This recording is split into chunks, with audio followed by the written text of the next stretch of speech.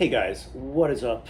Unrested here. It has been a busy week, hence the lack of videos, but I needed to jump in here and just talk a little bit about most definitely the most prolific issue of the week, and that is obviously racism.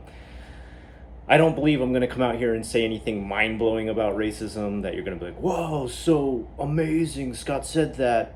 I'm just going to get out here and tell you my own experiences from growing up till now, and a little bit about what the tone of racism is out here in xenophobic Japan.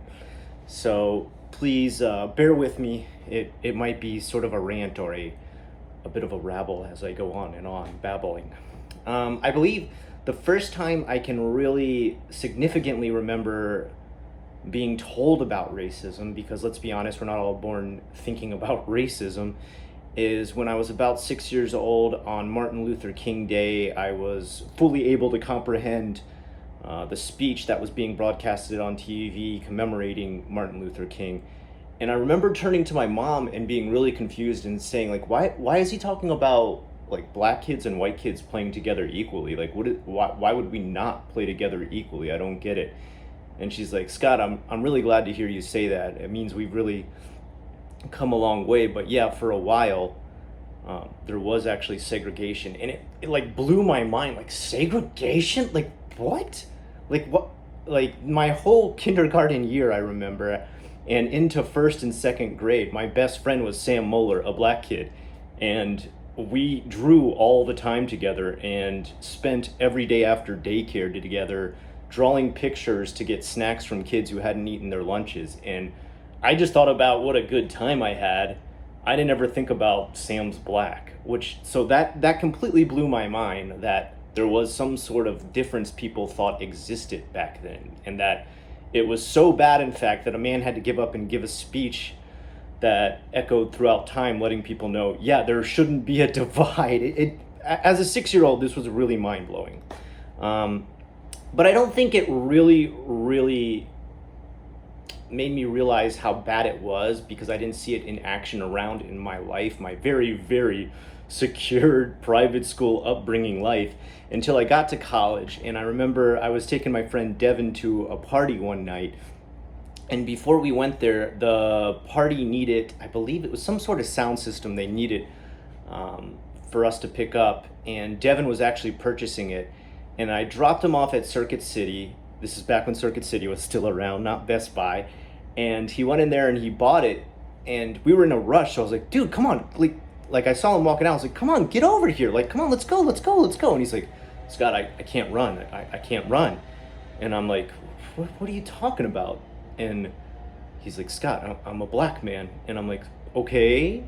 So what does that mean? Like, you can't run, you're a black man. And he said, if I carry electronics to your car and I run, I have a good chance of being stopped by the police. And it absolutely like blew my mind, to the point that like I stopped talking for like a few seconds and thought about it. Like, so what he's saying is that him carrying an expensive electronic piece of equipment to my car has already profiled him as somebody stealing it due to the color of his skin. Now, Devin, when I think of Devin, I think of the most intelligent computer programming major I ever met in my life. Like, on another level, that when he would tell me about kernels and programming and Lexus and all that stuff, like, I was like, what?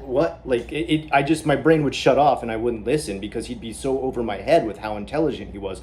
There was never a time where I stopped and thought, like, gosh, I sure hope Devin doesn't get arrested. Like, and that's when I really realized there is a massive divide in what I actually see and experience compared to what actually happens, behind all the red tape I'm put behind to keep me in my safe little pocket.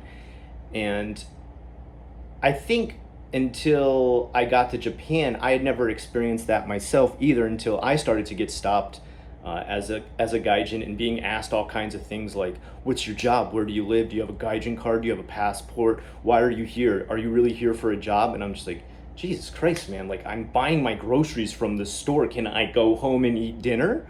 And then I started to delve into how badly black people are treated out here in Japan. And it's it's almost on a level of satire. Like, is Japan playing a joke on me with some of the stuff they do?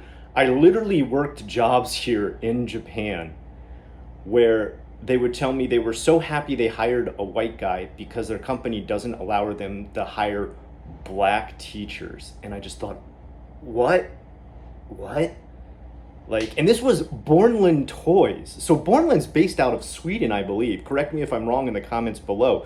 So that means that was racism that had just transcended three countries. The country I came from, the USA, to Japan, back to Sweden. Racism.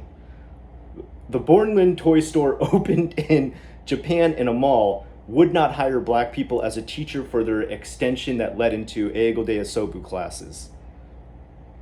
What? On top of that, I got confused because I would have black friends here who would say, still only approved for 1 year in Japan, still only approved for 1 year in Japan. And this would be their Facebook update for when they would go get their visa approved. And at first I would think like, oh, well, maybe it's their first year in Japan. And I myself only got approved for 1 year, my first year, my second year, my third year. So I'd be like, oh, well, is it only your first or second year here? They'd be like, no, I've been here 13 years. And I was just like, 13 years? So I don't know how well my viewers understand the absurdity of this.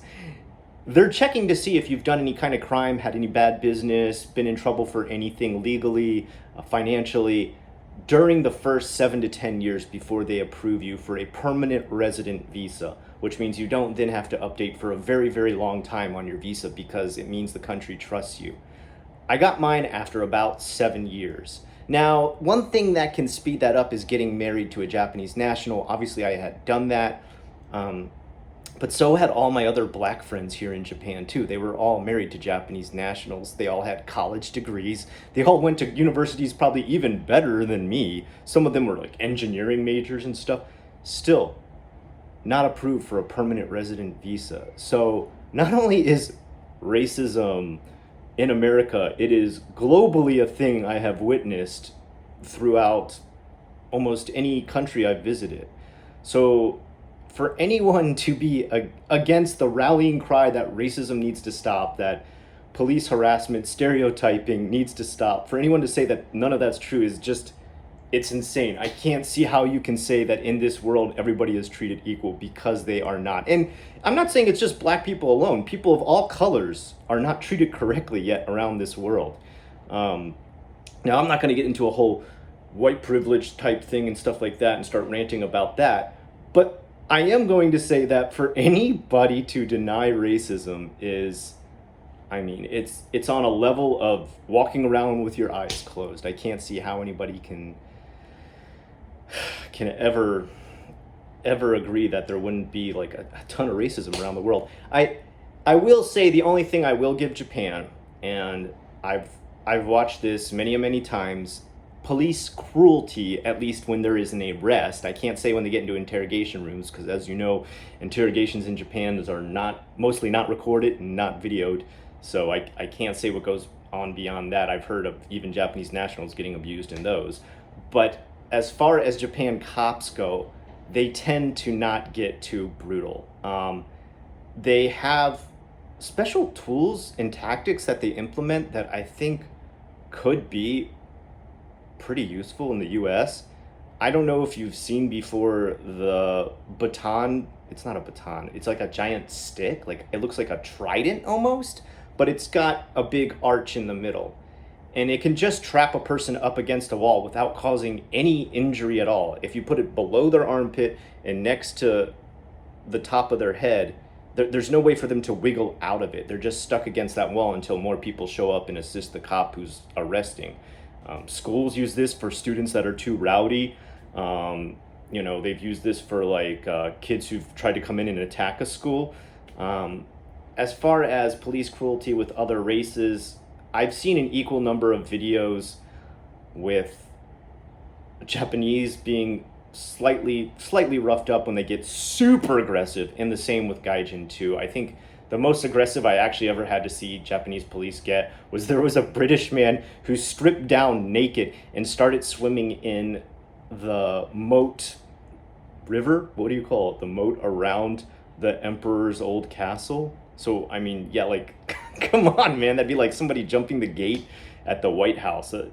You know, people might get kind of aggressive with that. That's kind of a dangerous situation. And this guy, I don't know what was going on with him, but I think that was one time where I saw, you know, they tackled him. I remembered it, but it was like multiple police had to tackle this guy. He was so big. And I think it was pretty much called for in that situation, because that guy was, I think something was going wrong. I mean, he was a soup sandwich, okay? But what's happened with George Floyd in America is just, it just makes me disappointed in America. Like, I love my country and I want to see my country prosper and evolve beyond this Neanderthal treatment of any kind of tribalism or battle, that a certain race or kind of people get treated any different than how they themselves would want to be treated. The fact that anybody would try to call any attention to any non-Toka Lives Matter other than Black Lives Matter, I can't understand that right now. Like, right now the focus needs to be on how Black people are treated by the police, because it's out of hand. It's been out of hand for a while, but I mean, did we need any more clear-cut case than this? It's sad, and all I can hope for the future of my own country is that this man's death, this man's completely undeserved, unfair, aggravated death, can finally start to clear the way for a more peaceful and equal future, that these kind of things are something we're just a bit embarrassed about in the past and not right now in the present. I mean, trying to go around and explain this to Japanese people, that a man could be choked to death over a possible bad check, they're just, you know, there's no such thing in Japan. They're you know, even as xenophobic as Japan is, they've never choked a man to death for a bad check. It's insanity, and I hope things get better. All I can do is hope for things get better, and I don't think I need to say this, but I will. You know, I stand by the Black community with my channel, and you know, hope their voices are heard. And I've always felt that way, that there shouldn't be any distance between the way any race is treated. I can't see any justification for anything that's happened here recently in the Americas, and it's sad. It's sad. Anyway, guys, all I can leave you with is a message of, you know, treat each other well. If you're gonna protest, I support it, but I hope it's done peacefully. I hope the looting and rioting and violent aspects of those protests stop, and I hope they're just committed to being peaceful. And more importantly than all of that is that I hope the voices are heard that are crying out for equality. I mean, it's something that I hope I can see, if not totally affect my lifetime, at least start to propagate in my lifetime, and hopefully evolve into being a thing of the past in my own kid's lifetime. Until next time, I'm Unrested. I will get back with you real soon. Until then, have a good one. Stay safe.